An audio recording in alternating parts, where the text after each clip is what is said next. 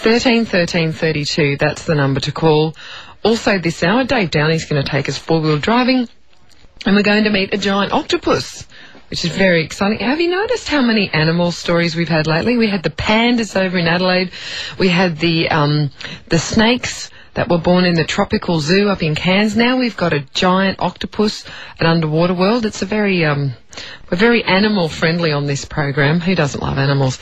Let's talk to Executive Director of the Retailers Association, Scott Driscoll. Scott, I saw a really interesting article in the paper saying something like 45% of Australians leave their Christmas shopping until this week. Well, Alex, how many guys are there out there? Yeah, well, that's a very good point. Very good point. Have you done your Christmas shopping? No.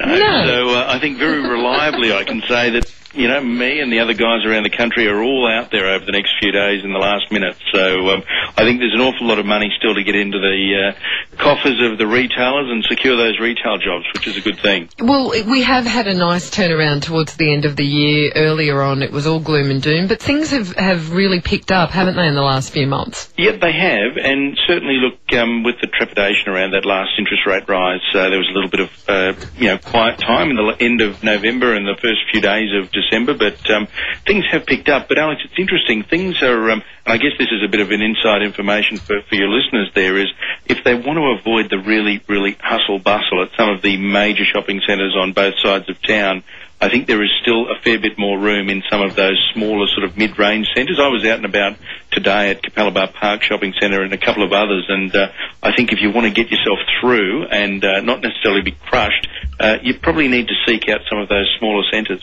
And also, too, in the smaller centres, you don't spend an hour and a half driving around trying to find a park. No, you'll get better parking, you'll get closer, and I think the shops, just by the nature of maybe the way shopping's evolved over the last year or so, those shopping centres are less of a crush, and you will get in and out a lot more quickly. Scott, what do you make of the mad Christmas hours that the retailers tend to keep? Well, that's here to stay, obviously. You can't really wind that back. Alex, they are mad, and a lot of them are probably anti-competitive when it comes to prices, because the longer you actually have to open, that does Economics 101 feed into the bottom line price of, selling any widget that might be out there. And I think we've probably become a little bit susceptible to what some of, again, those major shopping centres have tried to promote and push in driving their brands. And pushing up their rents, because obviously the longer they're open, the more they extract out of retailers as well. So I'm, one of these people that is sitting back over the next couple of years. I wouldn't mind betting that maybe we see a bit of a rationalisation there when people sort of say, hey, what can we do about increasing prices? Well, yeah, and I think also, too, do we need to be open 24 hours a day in the 3 days leading up to Christmas? Not 24 hours a day, but, so some of the stores are keeping, as you say, just really crazy hours. Well, some of them really are, literally 36 hours straight for Chermside Shopping Centre, and if that's not a gimmick, I don't know what is. And, that is really bad for smaller retailers. And who is going shopping at 2:30 in the morning? Really? Very, very few people, other than from a gimmick point of view. I think you see a lot of people that might sort of... And I'm just a bit worried that sometimes you do see kids gathering around shopping centres and car parks at that time when they know there's something a bit odd on at school holidays. I just don't know that we've necessarily had to go down that path to the extent that we have. So what sort of expenditure are we hoping to look at over the Christmas period? Any vague idea for the retail sector? Yeah, we saw $25 billion put through up until Christmas for the month of December last year, and I think we're going to be well and truly up on that overall. I think we're probably going to see in Queensland alone for December upwards of $5 billion this month.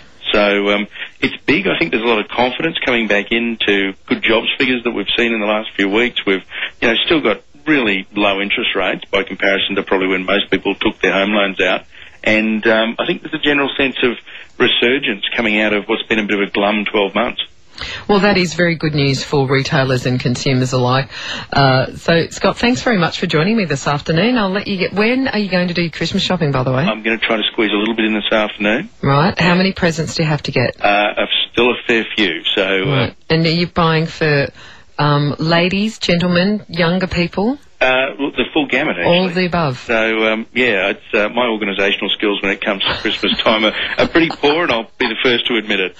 And do you have them wrapped where you purchase? Oh, absolutely. Yes. Absolutely. You don't want to be getting a gift from me that I've wrapped. So it might look well loved, but, you know, it's not going to be pretty. Scott Driscoll, thank you so much for giving me some of your Sunday afternoon. I don't want to eat into your shopping time, so I'll let you go. Good on you, Alex. Thanks. That's Scott Driscoll. He's the Executive Director from the Retailers Association. Have you done your Christmas shopping? Apparently 45% of Australians leave it until the very last week, so maybe that is you.